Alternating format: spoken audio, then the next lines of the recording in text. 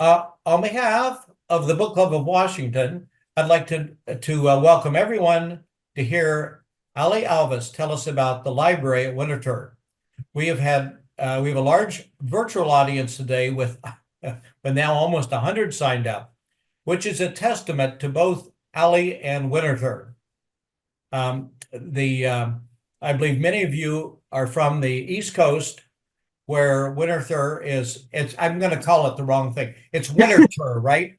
It is Winterthur. It is. Yes, right. I knew that. Is more well known than perhaps it is here on the West Coast. So with a group this large, of course, we're going to have to keep everybody muted, please, and then comments and questions should go into chat. Hopefully, we'll have time at the end to address those questions and allow for comment from all of you. We're recording this program so that it will be available later on our YouTube channel. Before I introduce our speaker, however, I would like to mention 3 of our upcoming programs. On March 3, Mary Shaft, librarian at the Washington State Library, will give us an overview of the library and show some highlights in their special collections. April 1 is going to be our annual meeting. Our keynote speaker is Bob Walls. He's a professor recently retired in Indigenous Studies. His talk will be on the indigenous people of the Northwest, which has been the focus of his research. It will be a hybrid presentation in person at the Dearborn House in Seattle and live streaming on Zoom. We have a keepsake from that he's working with Bonnie Thompson Norman in the works. On May 5, we're going to hear from Paul Erickson. He's the director of the Clements Library at the University of Michigan, my alma mater. He will tell us about the extensive archives in early Americana at the Clements and tell us about buying books in the 19th century. Paul is planning to come to Seattle for his presentation, which we hope to co-host with the Seattle University of Michigan Club. Other programs are in the works for the balance of the year. Please consider joining the Book Club of Washington if you're not already a member, or signing up to get notice of our programs. You may do this through our website, bookclubofwashington.org. Now, for the main event, I'm delighted to introduce today's speaker, Ali Alvis, curator of special collections at the Winterthur Library. I would also like to thank Book Club of Washington board members Tamara Belts and Matt Bray for bringing Ali to our attention. They are friends of Ali. Now, I have had the pleasure of touring the museum portion of the Winterthur several years ago, seeing the period rooms which showcase the changing styles and tastes in furnishing fine homes in America over several centuries. My most vivid memory, and Ali, you can correct me if this is not really there, but this is, at least I've imagined it, is seeing a very full set of George Washington's presidential china. It was historical, beautiful, and very tasteful, as is almost everything else in this former DuPont estate mansion. So if you find yourself in Delaware or within 100 miles, you should really take the opportunity and visit. We're focusing today on the library at Winterthur, although it also has exquisite gardens, which we must leave for another day. The library is a product, and you're probably going to, I'm hoping I'm not, I'm probably duplicating what you're going to say, Ali, but I'll just go ahead. Product of Henry Francis DuPont's vision for creating a bastion of decorative art connoisseurship in America, and the library's own unique ambition since it was created. Over the decades, the library has grown into one of the premier collections of material relating to American decorative arts in a global and social context. As a research library, its collection is diverse and far-ranging. Ali will tell us about the history of the library and highlight some of its beautiful and bizarre items that make up over the 1 million objects that are in the collection. Ali's particularly interested in the use of social media for communicating book history and has attracted a wide audience, including Tamara and Matt, on various media platforms, which she calls book historia. Ali has Masters of Science degrees in material culture and book history and in information management from the Universities of Edinburgh and Glasgow, respectively, and a BA in linguistics from the University of Kansas. So she has worked at rare books at Type Punch Matrix, which is an antiquarian book dealer. She was also a reference librarian in special collections at the Smithsonian before joining Winterthur.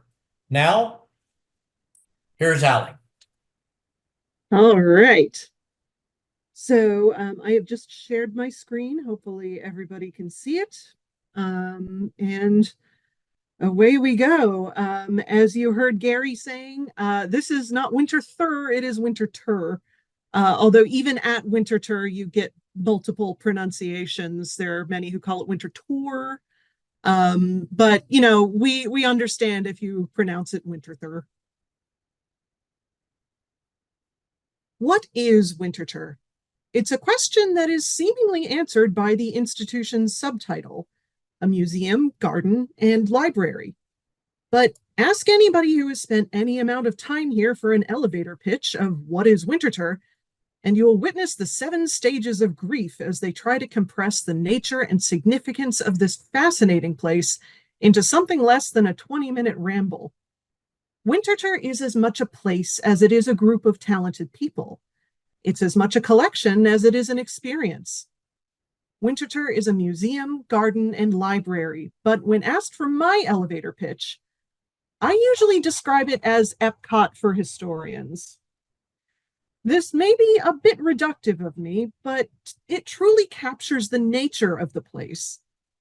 When you're at Winterthur, whether as a researcher, visitor, or member of staff, there's a sense of participation and dynamism that one does not often encounter outside an environment that is built to be immersive. This is not by accident. Henry Francis Pont, who established Winterthur as a heritage institution after generations of his family made it their home, arranged his collection to evoke the feeling that an American of the past had just stepped out of the room. And these rooms frequently contain books. There's one right there. This is, of course, primarily a talk about the history of the Winterthur Library. But just as it's difficult to pin Winterthur down as a single thing, describing the library on its own would leave out crucial context. So before I get to the collection of over 1 million books, manuscripts, and archives, here's a description that is slightly more expansive than an elevator pitch. Winterthur. Winterthur is a premier museum of American decorative arts. Its unparalleled collection of nearly 90,000 objects displayed in a magnificent 175-room house. You can see it sort of peeking over this shrubbery here. It was built purposely by the DuPonts and the Biedermans before to sort of blend into the landscape. So even when you approach the house, you can't see it for the beauty of the gardens. It's a really interesting experience. There are certain specific angles you have to look at the house from. And the entire process of visiting Winterthur is almost this sort of rehearsed series of angles where you get like the best possible view of this one specific thing. So it's a fabulous experience. Winterthur is also 1,000 acres of protected meadows, woodlands, ponds, and waterways, with 60 acres of garden. And finally, Winterthur is a library. The Winterthur Library is an internationally renowned independent academic research library dedicated to documenting, understanding, and engaging the artistic, cultural, social, and intellectual history of the Americas in a global context from the 17th to the 20th centuries. Say that 5 times fast. Winterthur. Winterthur was established as a museum, garden, and library by Henry Francis DuPont, who you see here, the final private occupant of the house that now forms the bulk of the museum. The DuPont family is famous for their eponymous company, founded in 1802 by Eleuthère Irénée DuPont, also called EI for ease of pronunciation.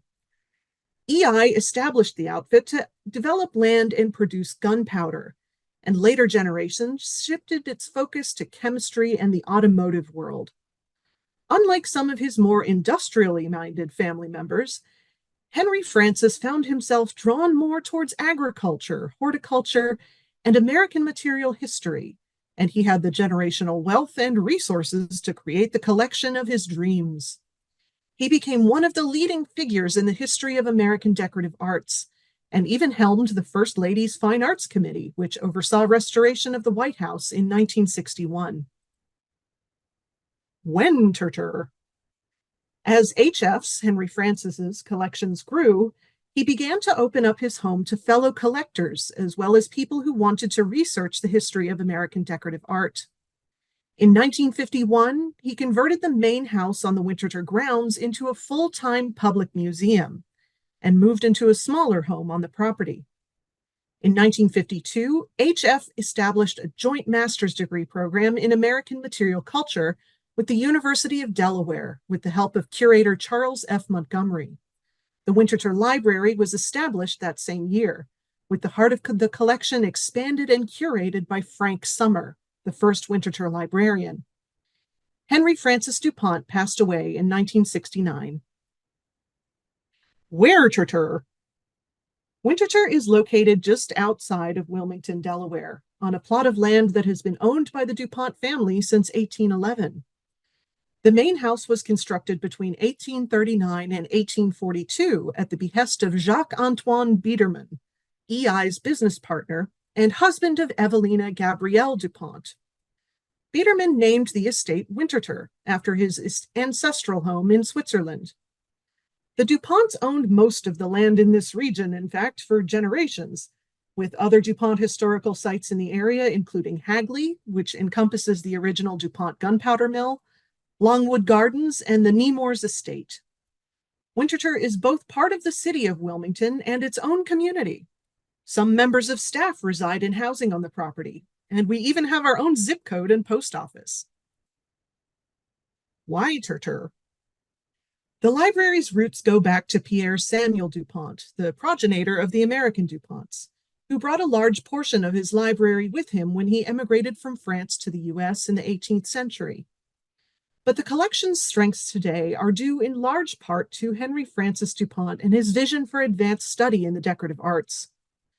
The library's modern foundations lay in Henry's careful planning. He recognized the need for a scholarly research library that would support a graduate program in material culture and connoisseurship, providing critical understanding and context to the study of objects in the museum and to support students in the newly conceived graduate program in early American culture. The early collecting foundations laid by DuPont were taken up by Frank Summer and Charles Montgomery in the 1950s, and succeeding generations of collecting librarians thereafter, resulting in what is today recognized as one of the strongest collections for the study of American decorative arts, material culture, and everyday life in America from the 1600s into the mid-20th century. So that's the short version. From this, we can pick out some of the threads that were woven together to become the library, the long history of the DuPont family, the family's considerable wealth, and above all, HF's development as a collector. Many people, when they first hear about the Winterthur Library, picture this room. This is the Memorial Library, so called because H.F. DuPont called it kind of a memorial room to his father, Henry Algernon, as that was his favorite room in the house. But as Alexander Ames and Devin Ennis note, this room has a different air to it than the rest of the museum. Instead of being meticulously staged by HF, it always functioned more of a personal refuge for the DuPont family, containing, quote, the debris of 2 working libraries of father and son. According to Ames and Ennis, through around 1942, the Memorial Library was primarily a family library, containing old school books, gifts between family members, books about the individual interests of the Henrys, American military history for HA, and American antiques and horticulture for HF, and a smattering of books that came down as heirlooms from earlier DuPonts, including such treasures as the first American edition of Jane Austen's Emma. Laying the groundwork for the graduate program in American material culture changed the trajectory of the library. Henry Francis, who remarked in a 1939 or 1940 letter to a book dealer that he was, quote, particularly interested in an old binding, inasmuch as I wanted to put the book in a room of that period, had largely been acquiring rare books as physical objects to complement his room arrangements. These were still considered purchases. He specifically sought American published books, preferably in American bindings, that aesthetically matched other pieces. But these books were not the main event of his period rooms. Faced with the prospect of providing students of the graduate program with a research library, he ramped up his book collecting significantly in the mid-1940s, later with some hand-picked help. In 1951, Frank Summer was a 28-year-old newly minted professor establishing himself at the University of Delaware, boasting degrees in archaeology from Yale and Cambridge. It was there he caught the eye of Charles F. Montgomery, who was then Winterthur's associate curator and executive secretary. Montgomery was simultaneously engaged in opening Winterthur as a public museum and in building the graduate program with Delaware, and he tapped Summer to help expand the Winterthur's book collection to one befitting the research needs of master students. Summer became Montgomery's book hound, spending the summer of 1952 in Europe purchasing high points of decorative arts at post-World War II prices.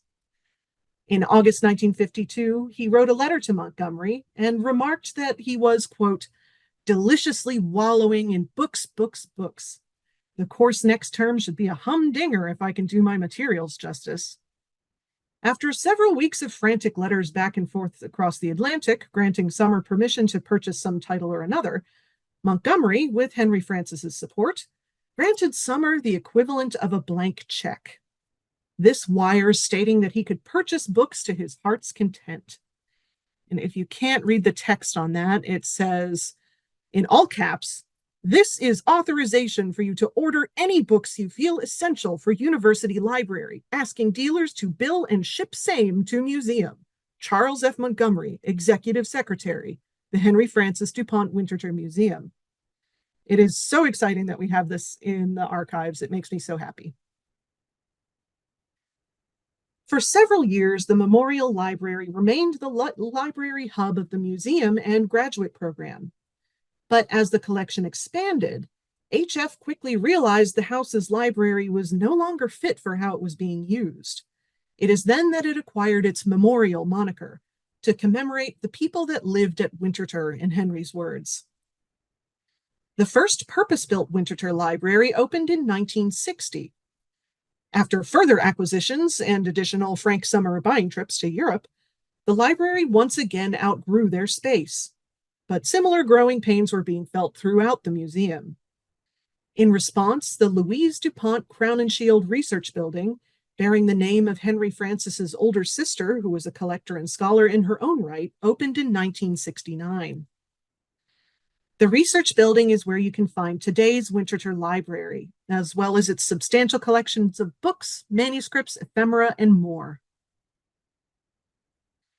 From its inception, the Winterthur Library's collecting scope has been quite a bit broader than that of the museum.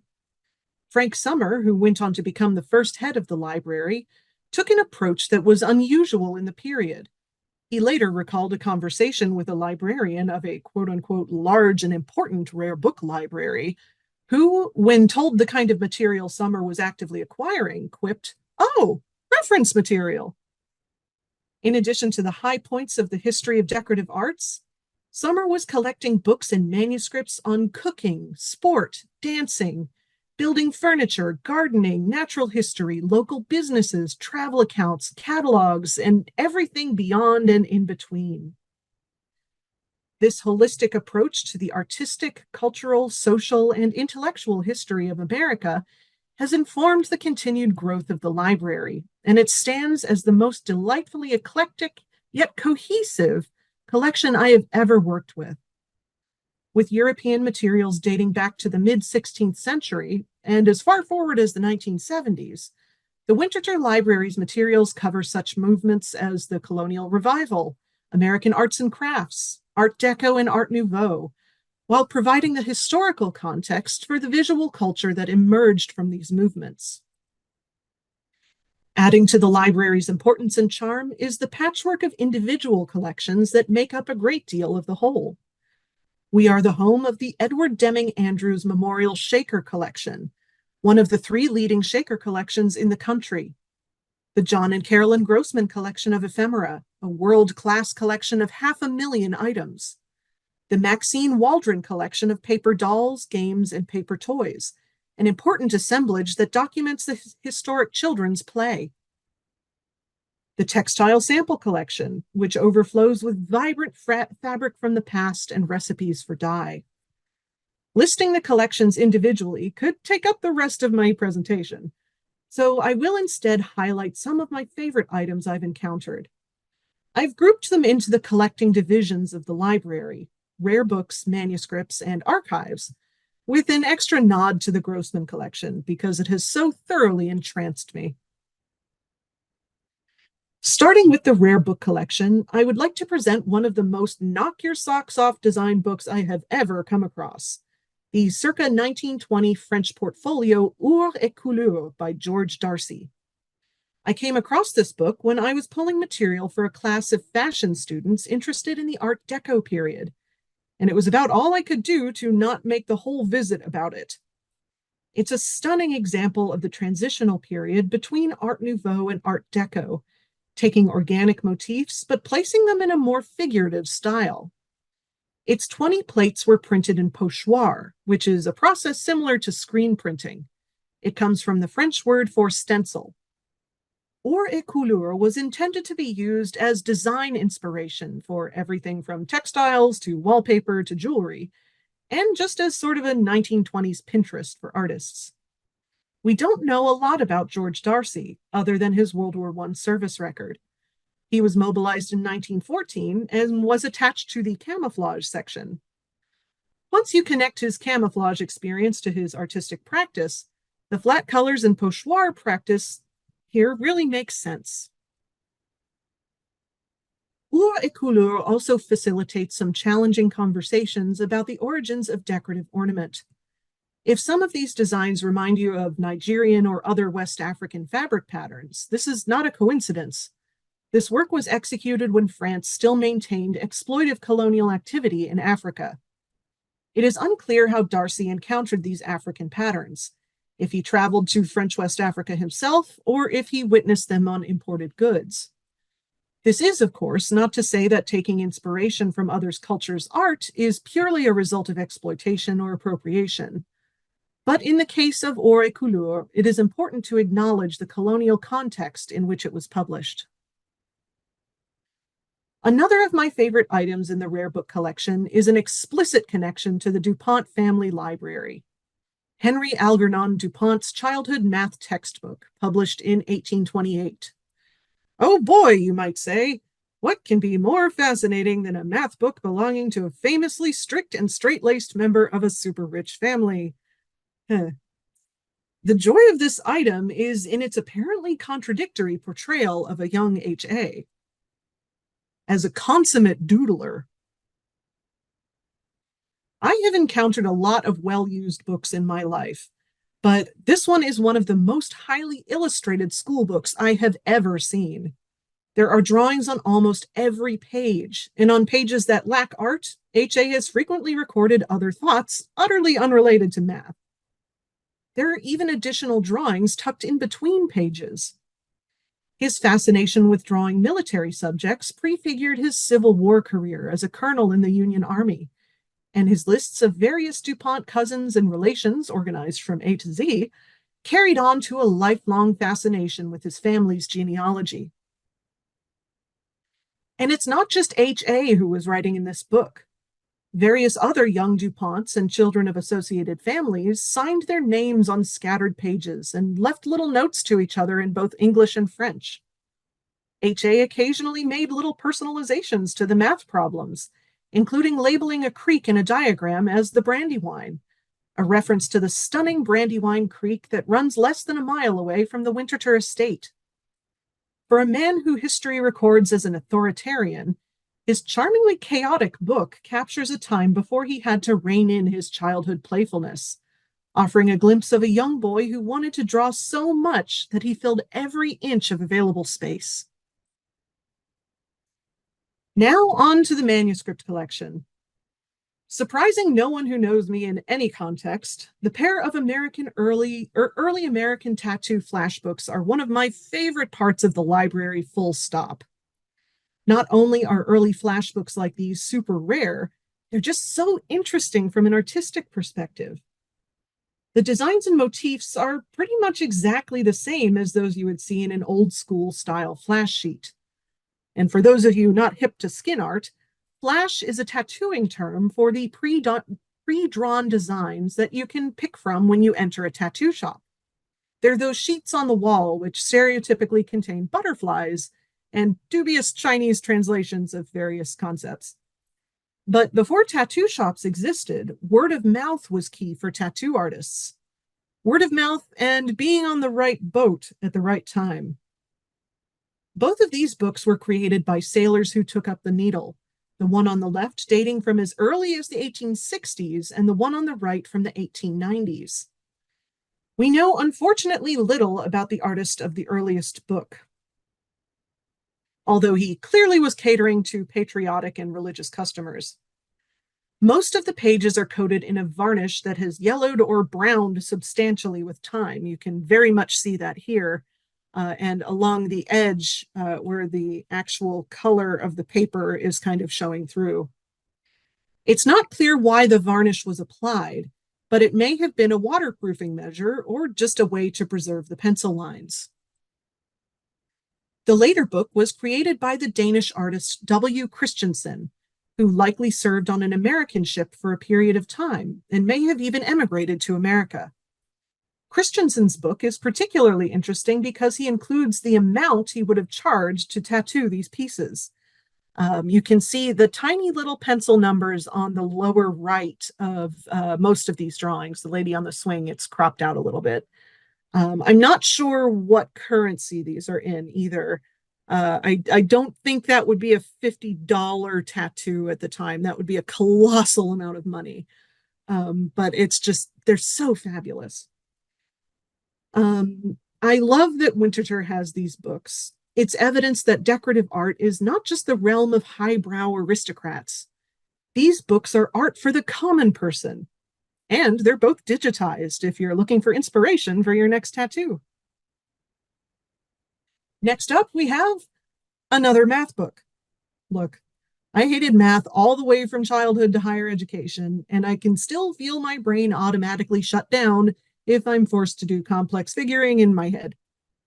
But I'm endlessly fascinated by how kids of the past learned math, or at least made it tolerable for themselves. Manuscript exercise books like this one, created by a Pennsylvania boy named William Regal between 1838 and 1840, are a great way to get a peek at the personal nature of learning. As with most exercise books, much of the text in this example was copied from printed sources. These books were also opportunities to learn to write neatly and attractively. William Regal was clearly a bit more interested in the writing attractively part than in the math part. Finding very embellished exercise books is not particularly unusual, but what makes William so delightful is his use of color. He clearly had access to more artistic resources than some of his math learning contemporaries. His subject headings feature a variety of decoration, including flowers and patterns. These are similar stylistically to the Fraktur art that would have been seen in Pennsylvania German communities at the time, and the last name Regal certainly reinforces this association. Both the Winterthur Library and the Winterthur Museum have a large collection of Fraktur illumination, And Little William's math book shows how this art permeated everyday life. It too has been fully digitized. Now to the archives. While the manuscript collection does hold archives, when I say the archives, I generally mean the Winterthur archives. As you may have gathered from my introduction, Winterthur has been many things over its long existence. It has been a family home, a farm, a community, a museum, and more. The Winterthur Archive preserves documents and materials relating to all the facets of Winterthur's history, from HF's correspondence with Jacqueline Kennedy to repair bills for farm trucks, from the original bathroom fixtures of the house to decades of DuPont family Christmas cards. It also contains reams of business records, old payrolls, and even notes from early 20th century employees requesting sick leave. It is also where I pulled Frank Summers' blank check for book buying. Lots of library history is stored in these acid-free boxes. On the left here, you can see the Winterthur baseball team from the 1920s, I believe. I don't know who they played or what their record was, but they look sharp in those uniforms. And on the right is H.F. DuPont and a couple compatriots overseeing an expansion of the house, I think in the 19-teens. I think this little vignette captures the nature of the archives well. It's a model of one of the prize-winning Winterthur herd and H.F. DuPont's top hat. H.F. and his father were gentlemen farmers. Cows were a part of the Winterthur landscape from its earliest days, when the Bitterman family lived there, and H.A. was passionate about Holstein Friesian cattle. H.F. built Winterthur into a well-regarded dairy farm, with a herd of 300 registered Holsteins by 1926, and an average milk production of 11,000 pounds per year per cow. By 1929, a creamery built across from the Winterthur dairy barn could process 10,000 pounds of milk per day. Although the herd was auctioned off in 1969 after HF's death, cows are kind of the library's unofficial mascot. We often cart out this cast iron model, which actually lives on this cart because it's too heavy for one person or even two people to lift. And he is always a hit at open houses. The elegant top hat paired with this charming model humanizes HF to me in a way that is similar to the effect rendered by HA's math book. Now, finally, one of my favorite items from the Grossman collection. The Grossmans were ephemera collectors, focusing primarily on American items from the Victorian period, but with plenty of examples that stray from this designation. In addition to items like trade cards, postcards, Halloween decorations, gift labels, and pretty much any other type of ephemera you can think of, they collected thousands of examples of scrap. Scrap is a term for those little die-cut chromolithograph fancies that Victorians could paste into correspondence or use as decoration elsewhere, or collect them in scrapbooks. Scrapbooking reached a fever pitch as a hobby in the last quarter of the 19th century, although people had obviously been collecting clippings of things pretty much since the advent of print in the West. With the beginning of the Industrial Revolution, vibrant, colorful paper decorations were suddenly within reach of a larger subset of the population than had ever been before, and they were produced in the millions. Along with fascinating examples of unused, uncut scrap, the Grossman collection boasts a large number of whole, or mostly whole, Victorian scrapbooks. In the 20th century, many scrapbooks fell to the knife of the dealer who understood that they could make more money selling them off piece by piece. So intact examples are always great to have. And the Grossman collection being what it is, they have the most amazing scrapbook I have ever seen, this behemoth. In this image, you can kind of see a seam running below the left-hand page. That is where two tables had to be pushed together in order to appropriately support this book. It is larger than my dinner table. It is really very, very big. It weighs about 80 pounds. It's just truly a wonder of the world. The Grossmans rescued this book from a dealer who was going to break it up, and it's now one of the coolest and weirdest items in the collection. Its size is remarkable. The cohesiveness of how the scraps are arranged on the page is also remarkable. And to top it all off, it might be haunted. Included with the book is a note from Carolyn Grossman describing how one day she brought a neighbor over to see some of her new acquisitions. When faced with this scrapbook, which unfortunately lacks much evidence of its owner, the neighbor exclaimed, "Wait, I feel something." The neighbor went on to apparently channel the spirit of the scrapbook maker, who she sensed to be a wealthy young woman dying of consumption. She described how the young woman could only work on the scrapbook a little at a time with the help of her maids before becoming exhausted. The neighbor continued that the scrapbook maker had a fiancé, although she passed away before she could get to the altar, as well as a cherished younger sister. She apparently died soon after completing the scrapbook. I personally have never received any heebie-jeebies from this book, but I love the concept of someone being so invested in a creation that some of their spirit remains in it, whether literally or figuratively. This is just a tiny fraction of some of the treasures in the library collection. I hardly even touched on the wonders of the museum. That's part of the wonder of Winterthur. Maintaining a robust library collection alongside a spectacular object collection allows both collections to gain context from one another. It makes us able to offer a holistic view of history in a very unique way, and a large part of our mission is sharing that with the rest of the world.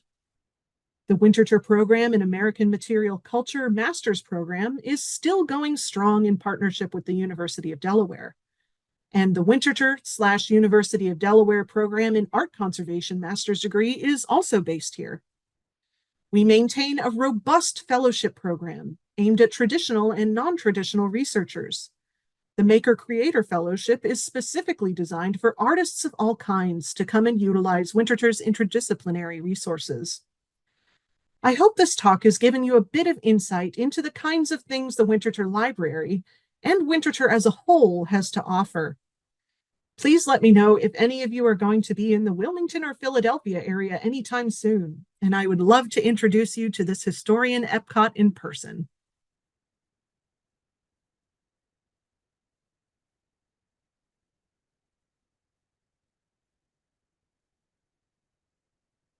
I think you're muted, Gary. Yes, Ali, thank you so much. That was just terrific. Wow. I know, what a place. I know, it's fantastic. You're pretty, I know, pinch yourself sometimes that you're working in a place like that, that has so many things going on. So let's see if I can, my eyesight is not very good. Let's see, we got, thank you. Let's see, I'm trying to see if there's a question in here. Tim, are you able to read the blown away? Sure. The diversity of the stuff that you have. Mhm.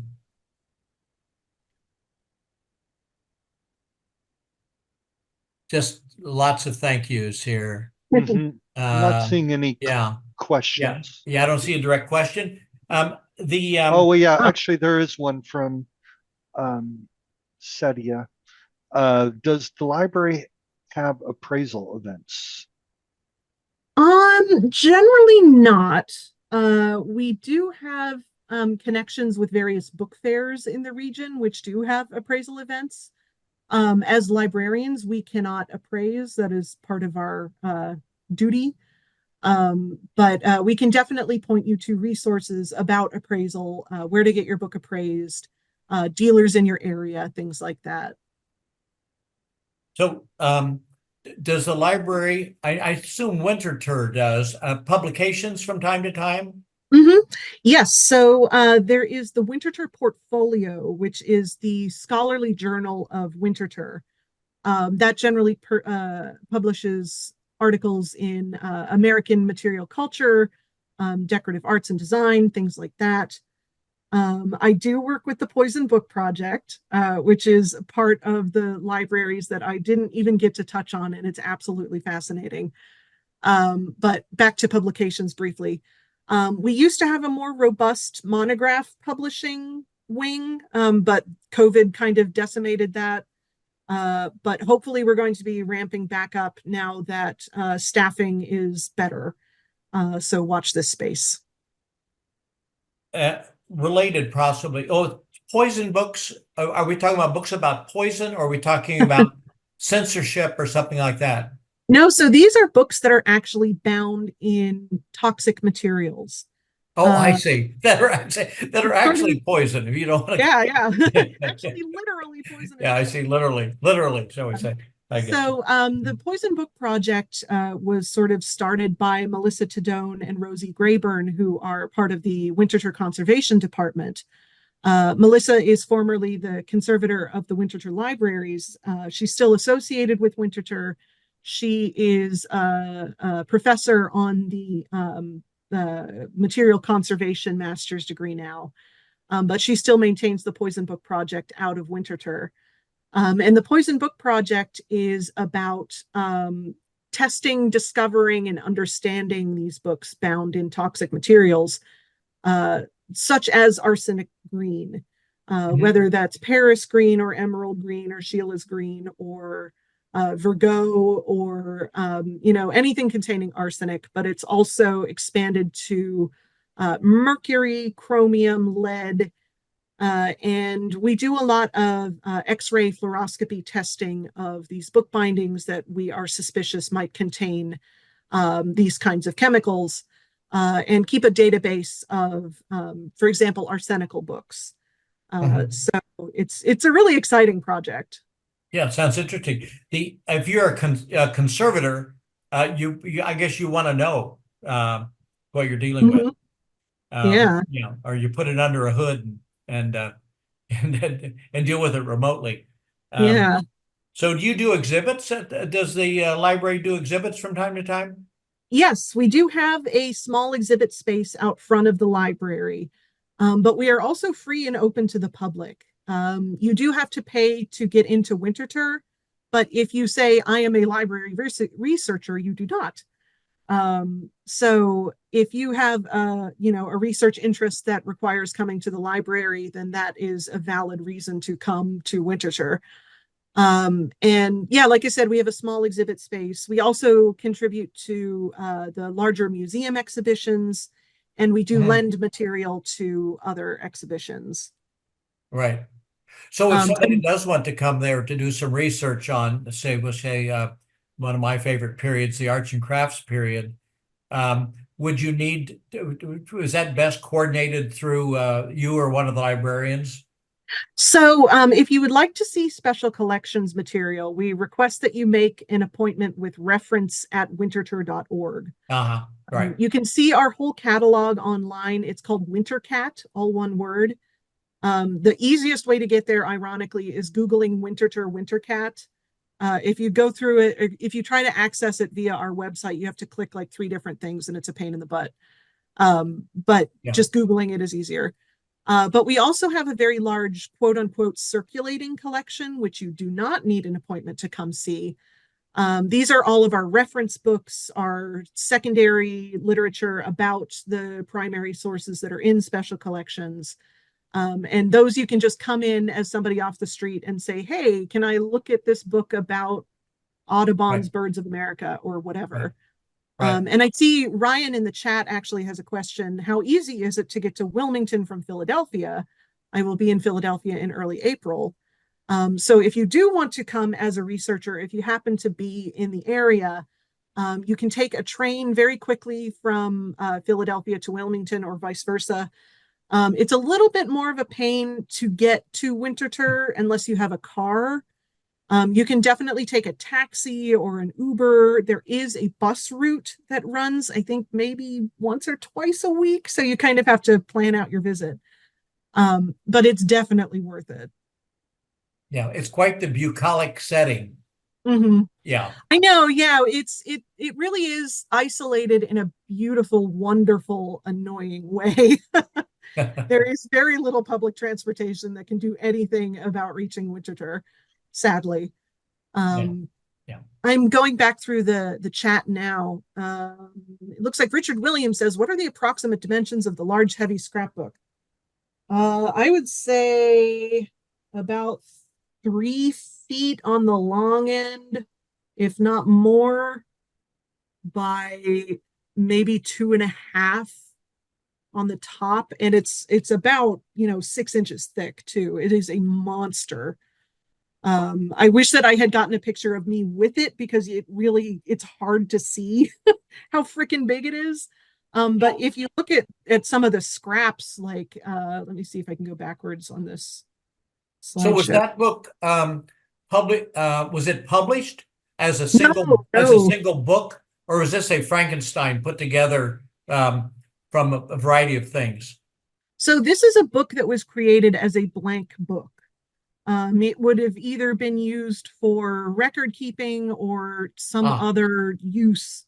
But someone, it would be at the Manor House where the guys, they're coming in and they're doing the ledger. We've seen it on Downton Abbey, right? Yeah.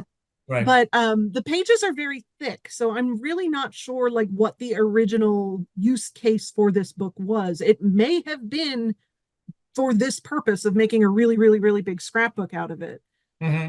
But the scraps were pasted in by an individual in England in the 1870s. That's really the most information that we have about it.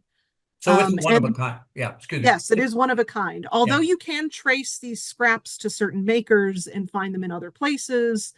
Some of them have, little makers tags on them. A lot of these were produced in Germany, but it's just fantastic. Yeah. It looks like there's a question about how the collection is organized. There is, as I mentioned, the catalog, which is useful. There is also a series of finding aids for some of the manuscript and archive material. Some of it has been incorporated into the catalog, so it's kind of just a case of referencing both at the same time. And digitized items are linked within their catalog entries, so you can sort of go to those entries and click on the link.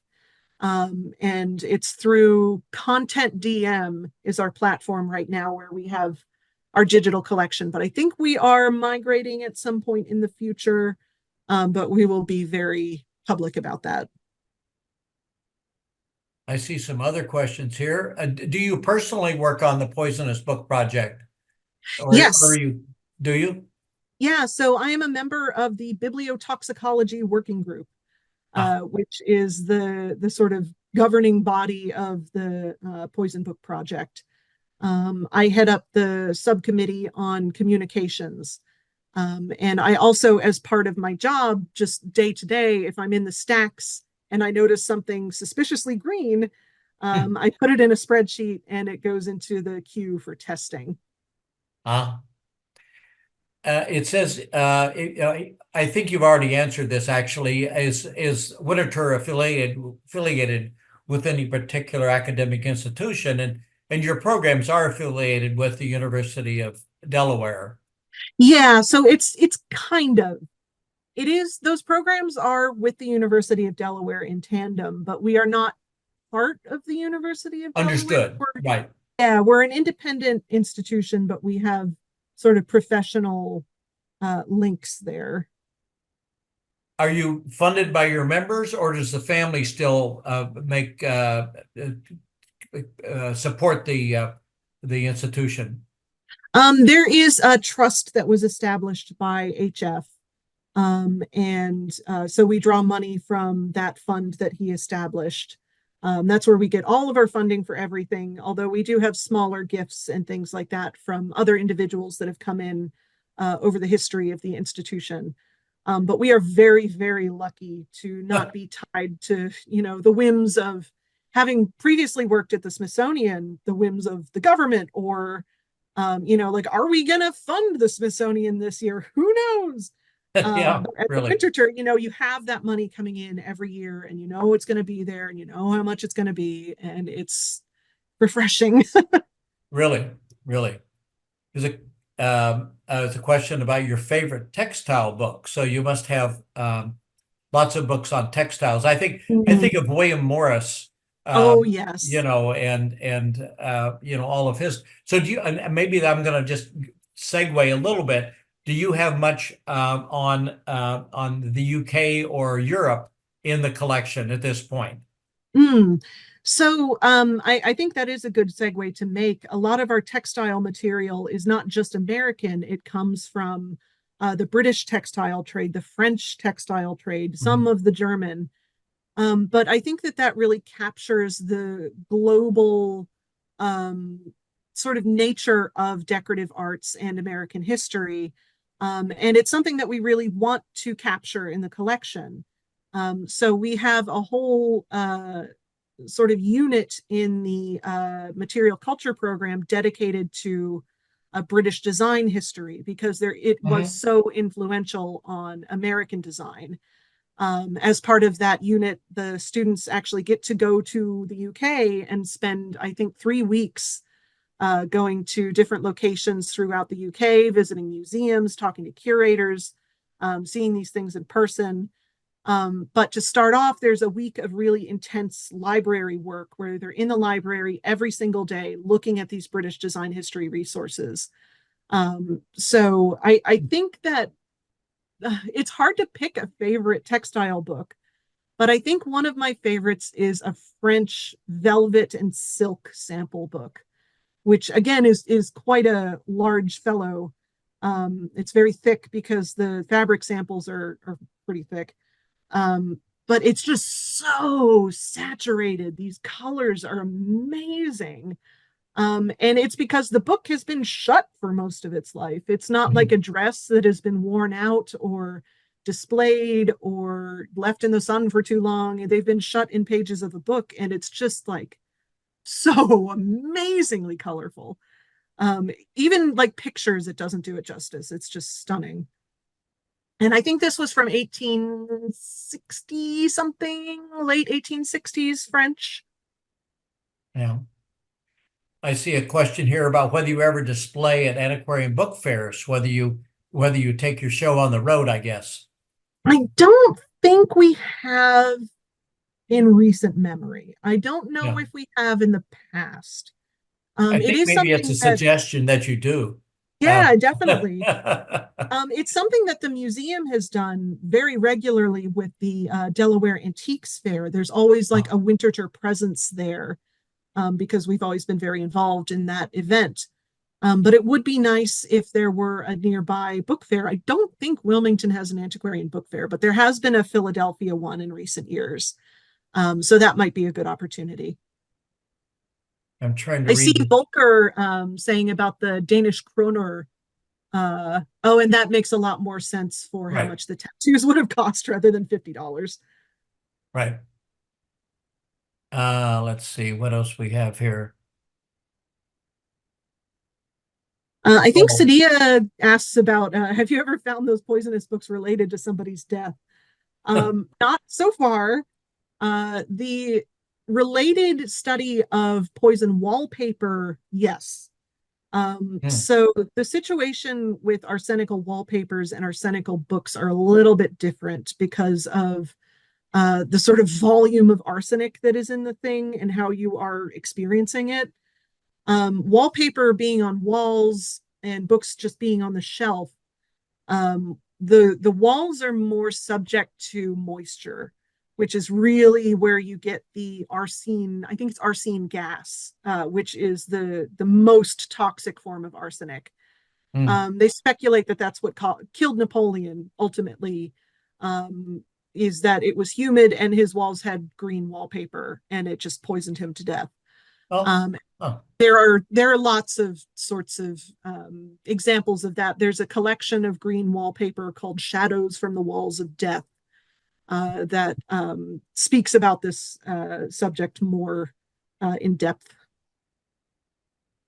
I see here's a question about whether you are work with the American Antiquarian Society in Providence.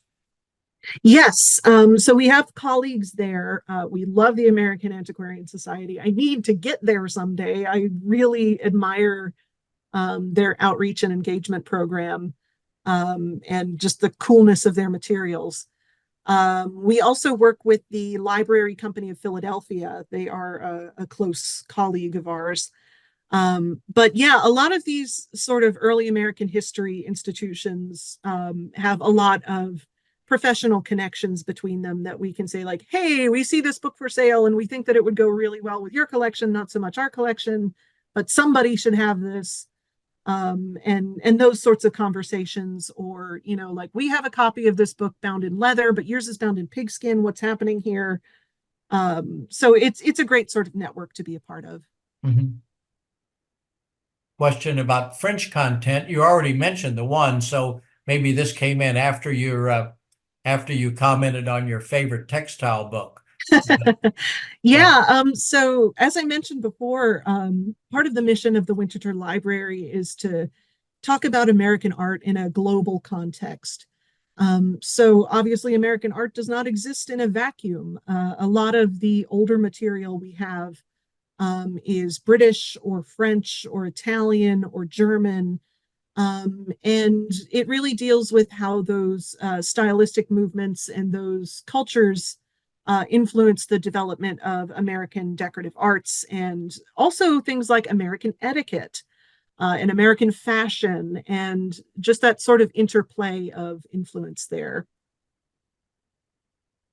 Carolyn Staley has stated that the Henry Gallery, which is at the University of Washington, has a textile collection that might be of interest to you.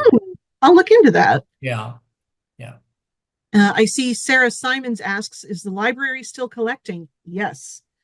So that is a big part of my job. Is I scour dealers' catalogs every week and sort of network with folks and donors to expand the library's collection. So we are not quite as voracious as Frank Summer was in the 1950s, nor do we have that budget anymore. But we are still very actively collecting. And we're trying to collect in areas that we previously have not, either due to a systemic oversight of these topics or otherwise. Things like narratives from the Black community, or Indigenous communities, or women in the workplace, things like that. We have this wonderful archive of material related to the Craig family, which was several generations of a free Black family that established a shop in Wilmington, Delaware, including information about Washington Craig, who was the sort of father of the line, establishing this cigar shop and then moving into the fish business. His son becoming a supplier for steamships going up and down the Delaware and the Christiana rivers. And even his grandson's NAACP card. So it's this really fabulous, detailed collection relating to this Black family. And it's really unfortunate that we don't have more of this information available for people to access, because they weren't the only Black family working in Wilmington. But these narratives were not prized as much as others for a very long time. So we would like to correct that in the collection. I think material like that is the kind of material that the Clements collects generally. So, letters, ephemera, diaries, things like that. So I'm glad that you all are doing it too, particularly in your area. It's all good. Yeah. There's a Brian Grimes who is a Johnson collector. Said that the library produced the 1755 first edition of Johnson's dictionary on very short notice to support a talk that he gave at Winterthur just 2 years ago. So yeah, one of my favorite things about working at Winterthur is frequently I have moments of like, we have that? Oh my gosh. And it's so fun to make these little discoveries that are just really discoveries for me, because obviously they're in the catalog. This is not new information. But as someone who has really only worked there for going on 7 months now, it's so fun to come across these like incredible high points. It was so hard narrowing down my favorites for this talk, because we have a copy of Thornton's Flora, and it's just like, it's such an incredible thing that I have never gotten to see in person before. And one day I just pulled it out to look at it. So Just to do you see have botanicals? I mean, maybe that's what you were just saying, because I Yeah. know that he was a that Francis was a gardener. He was a Mhm. horticulturalist. And so Yeah. So, he must have a whole library that supported that aspect of the mhm. of Winterthur. Yeah. So a big chunk of our collection is devoted to gardening history, cultivation of landscapes, things like that. We have a lot of seed catalogs, catalogs for sort of garden follies, designs for 18th century gardens.